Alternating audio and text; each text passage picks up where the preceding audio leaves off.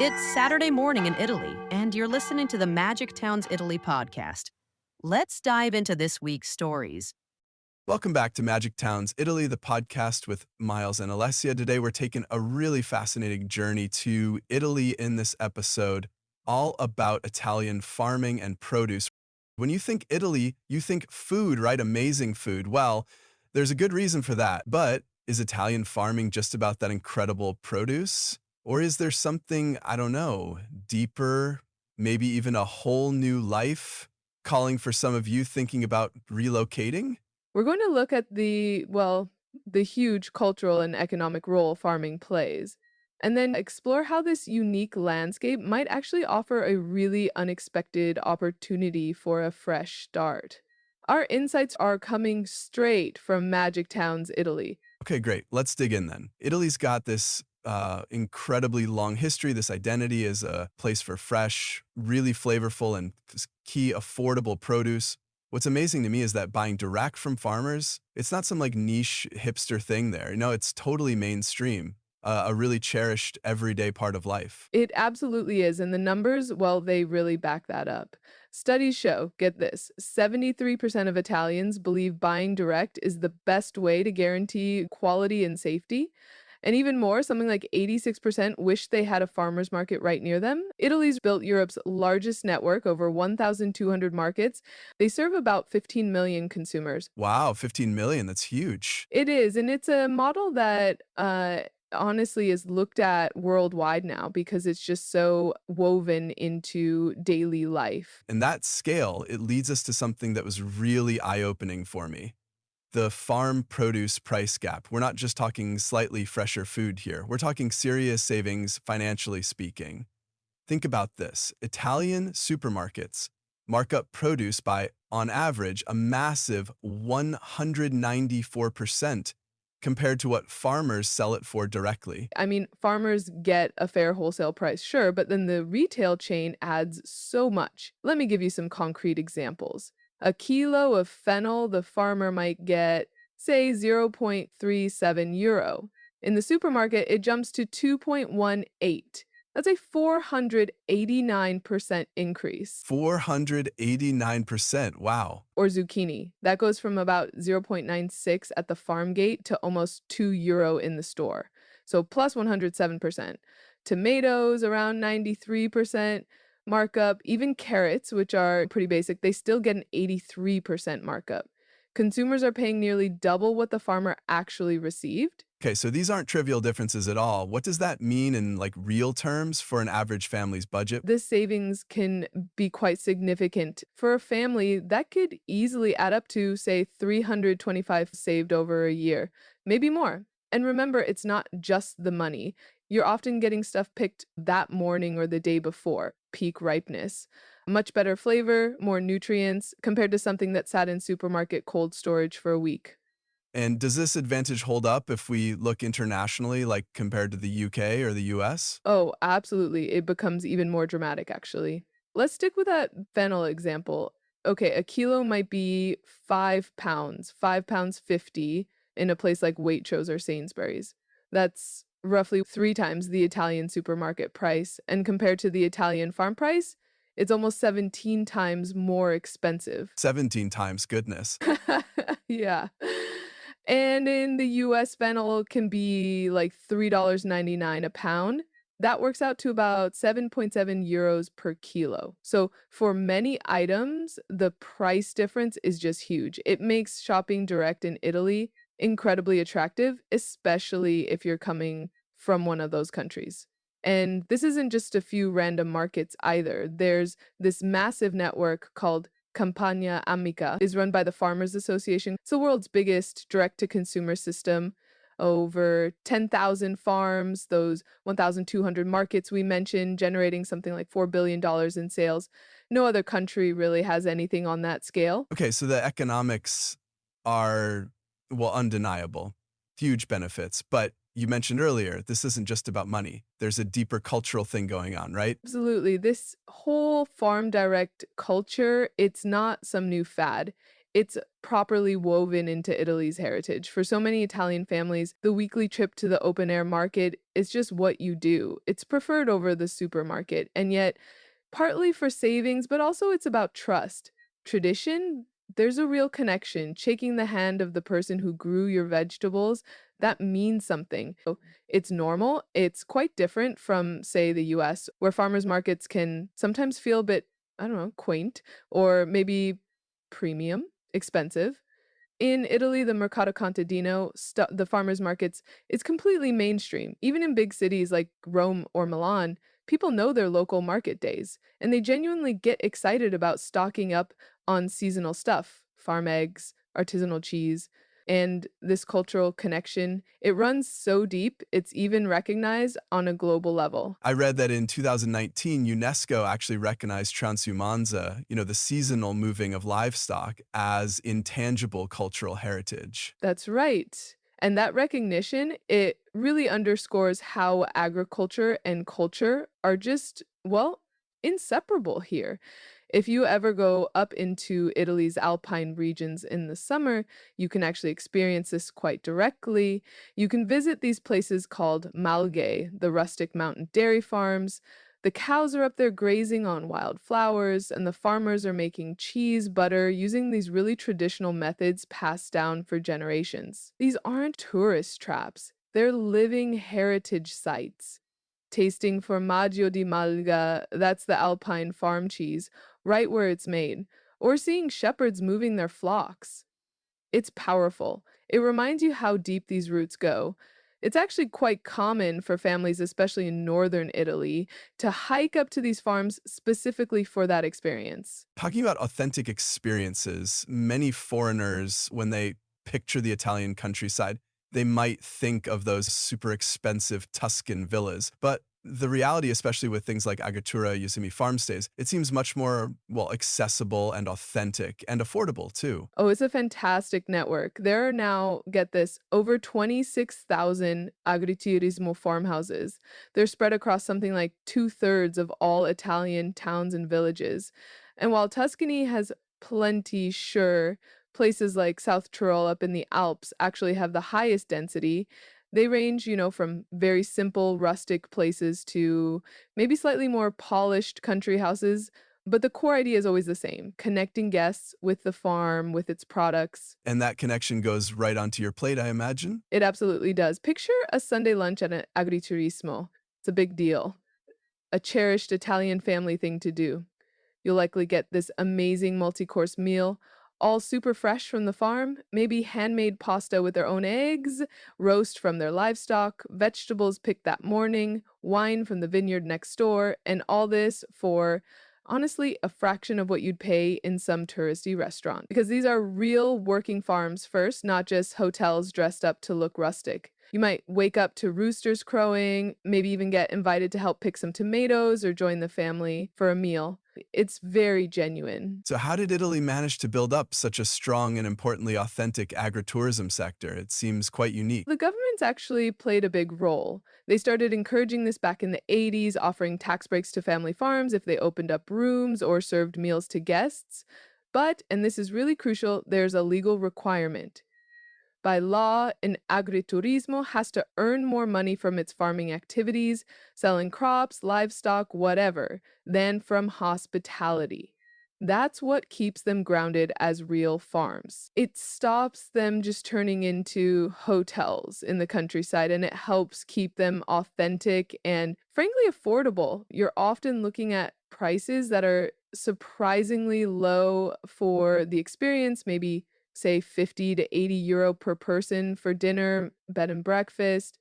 It's really about connecting with the land, the food source, not about five-star luxury. This brings up a bigger question, though. How does Italy actually manage to support all these small, often family run farms, especially when you hear about struggles elsewhere? What's the secret sauce for this thriving ecosystem? Italy genuinely benefits from a policy environment that's remarkably supportive for small-scale farmers. Think tax advantages, a lighter touch on regulations, things that really help. In a lot of countries, starting even a small farm can feel like drowning in paperwork or facing huge costs. But in Italy, the barrier to entry is kept pretty low. You can register as a sole proprietor farm for maybe around €200, and the bureaucracy is relatively minimal to get started. Okay, €200 isn't much. What about ongoing costs like taxes? That's always a big worry, especially for someone moving from abroad. That's where it gets really interesting and quite unique. If your farm income is small, under about €7,000 a year, you're actually exempt from income tax and VAT. It's called the Esonero regime. It's basically a super simplified tax system for tiny businesses. Record keeping is minimal, you just keep basic track of things. Only if you grow bigger beyond that threshold do you need to formally register with the Chamber of Commerce. That involves a small annual fee and a bit more paperwork, but it's still manageable. And here's the really compelling part, something often surprising to foreigners. Italian farmers generally don't pay income tax on their profits. Wait, really? No tax on profit? How does that work? Instead of taxing the profit you make from selling produce, the tax is based entirely on the cadastral value of your land. These are official government valuations of the land, often much lower than the actual market value. It functions a bit like property tax. So, whether you have 1 hectare of strawberries or a large vineyard, your tax liability is linked primarily to the land itself, not directly to how much money you made that year. That sounds like a massive incentive. Are there even more benefits if you really commit farming your main job? Yes, definitely. If farming becomes your primary profession, you can get special status. It's called Cultivatore Diretto, or IAP, which stands for Certified Professional Farmer. Having this status gives you some pretty significant rights. The big one is the right to build a house on your agricultural land. The thinking is, well, a farmer needs to live near their field, so this status allows that, bypassing zoning rules that often restrict building on farmland for non farmers. Professional farmers also get lower property taxes on their farmland and incredibly low transaction taxes when they buy more farmland, just 1% on that cadastral value compared to the standard 9% or even 15% for non farmers. It's clearly policy designed to get people, especially new people, onto the land. And the government does step in too. Like in early 2024, they brought back an income tax exemption for farmers who are struggling financially. It shows there's broad political support.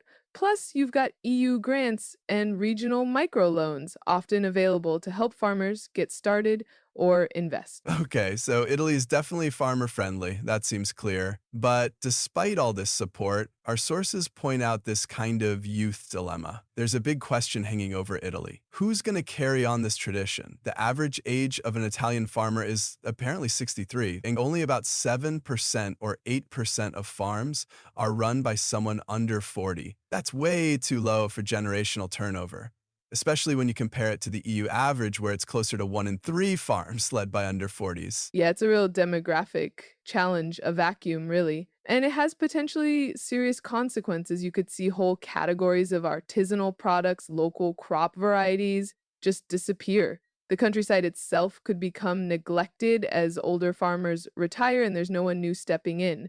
There are reasons, of course, high land costs in some popular areas, the hard physical work involved, and maybe social pressure too, to go for office jobs instead. Italian farms have often been very family based, right? So if the kids move to the city, the farm often just stops when the older generation retires. So, what does this actually mean for you listening?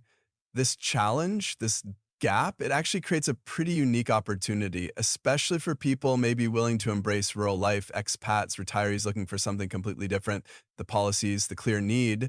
It means Italy is perhaps unusually quite welcoming to new farmers right now. And the government and farming groups, they're actively trying to address this with incentives. Recent finance laws in Italy have included better tax rates, specifically for entrepreneurs under 40 starting farms. There are even grants to help buy land or equipment sometimes. And the EU's big agricultural policy, the CAP, also directs funds towards young farmers. We're seeing success stories because of this. Young people starting organic farms, boutique cheesemakers popping up. In Tuscany alone, apparently the number of food businesses run by under 35s jumped 7% recently. So there is movement. This all leads to a really provocative question from daydream to dirty hands. Should you be a farmer in Italy? I mean, could you listening right now actually do this? Could you become a farmer there. And the message seems to be, while it's maybe not as crazy as it sounds, Italy, possibly more than many places, seems to lower the barriers for small scale farming, even if you're a newcomer. So, if you've ever, daydreamed about having an olive grove, a small vineyard, maybe a little farm stay with some goats and chickens, Italy might genuinely be the place to give it a shot. Okay, let's break down the practical steps then, because it does seem surprisingly doable. First, obviously, you need land, and there's actually quite a lot of rural property available, often at decent prices if you look outside the really famous touristy regions. And remember that key point, if you register as a farmer, you generally can get permission to build a home on agricultural land, which is huge. Magic Towns Italy actually has a tool, the Town Explorer. It's great for scouting locations. You can filter for places with good amenities, community feel, that sort of thing. Okay, what's next? The official bit.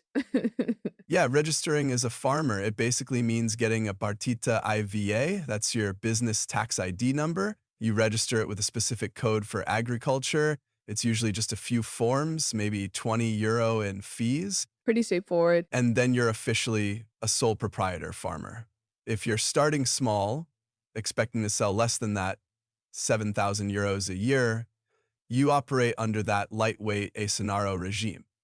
Almost no tax, very simple bookkeeping, just keep track of your sales and expenses. If you grow beyond that, you just upgrade your registration. It's designed to be scalable. Okay. And what about getting that professional farmer status? The one with the big perks like building rights. Is that a huge leap? And I guess what are the actual demands for someone new? It's optional, but definitely beneficial if you're serious. You can qualify if you have an agriculture degree or if farming becomes your main source of income and work time. But here's the interesting bit. You can also qualify by completing just 150 hours of classes. These are often offered in the evening, sometimes online, and frequently financed by the EU. So they might even be free or low cost. Getting that status unlocks those crucial rights, building on your land, getting first refusal if your neighbors sell their farmland. As for demands, yes, farming is work. Seasonal labor can be intense, but the focus for many newcomers, especially expats, might be on smaller diversified farms. Maybe olives, fruit, some bed and breakfast rooms, manageable for one or two people, perhaps with some help during harvest. And yes, there are duties. You'll need to contribute to the farmer's Social Security Fund, which provides a pension, a modest one, have insurance, but the contribution rates are generally quite low compared to other sectors, reflecting the support for farming. And the big one, bureaucracy, regulations. Is that going to be a nightmare, especially as a foreigner navigating a new system? It's often less daunting than people fear, especially for small farms. The bureaucratic burden, as they call it, is generally lighter than for many other types of businesses in Italy.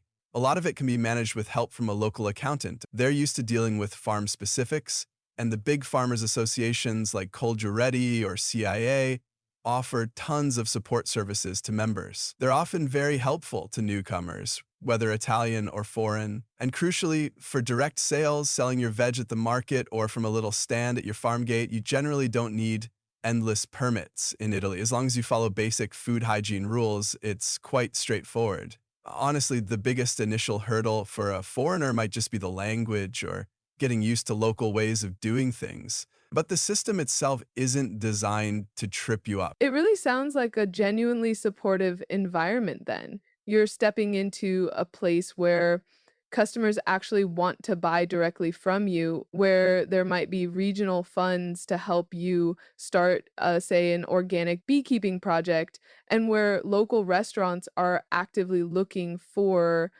Chilometro zero food miles ingredients from nearby farms. It sounds like a whole supportive picture. It really is. Just picture it for a second. You find a piece of land, maybe it even has some olive trees or vines already. You get permission to build or renovate a small place nearby because you're a registered farmer. You pay hardly any tax on your initial earnings, and you have this built-in market of locals and tourists who value fresh local produce. You'd be tapping into a lifestyle that's, well, incredibly earthy, steeped in tradition, but also surprisingly modern, powered by centuries of farming knowledge, but maybe also using smartphone apps to connect with customers for direct deliveries. Look, it's not going to be effortless. Of course not. Farming is hard work, but it seems like a path with potentially immense rewards, both financially and in terms of, well, purpose. So, pulling it all together, what's the big takeaway here? We've definitely seen that farming in Italy is way more than just growing food. It's a lifestyle, it's deeply connected to tradition, it's earthy, but it's also, in its own way, remarkably modern and supported. And that leads right back to that intriguing question for you, the listener. Could this, becoming a farmer in Italy, actually be your next chapter? Now, obviously, it's a huge life change. It needs commitment. You need to be prepared for hands-on work. But in a country that so clearly values and celebrates the people who work its land, you wouldn't just be earning a living, you'd arguably be helping preserve a really precious way of life. You'd be experiencing la dolce vita, maybe in its most authentic form. And importantly, you'd be helping to fill that demographic gap we talked about, bringing new life and energy to the countryside. So, whether you actually decide to put on the wellies and become a farmer yourself, or maybe just embrace Italy's amazing direct from farm culture as a shopper, really seeking out those markets and producers, one thing seems pretty clear. It's a win win. Good for your taste buds, definitely good for your wallet, and maybe even good for the soul of Italian culture itself. And if you are intrigued by any of this, moving to Italy, the expat life, maybe even exploring this farming dream more, definitely check out the resources and information over at Magic Towns Italy. Go have a look.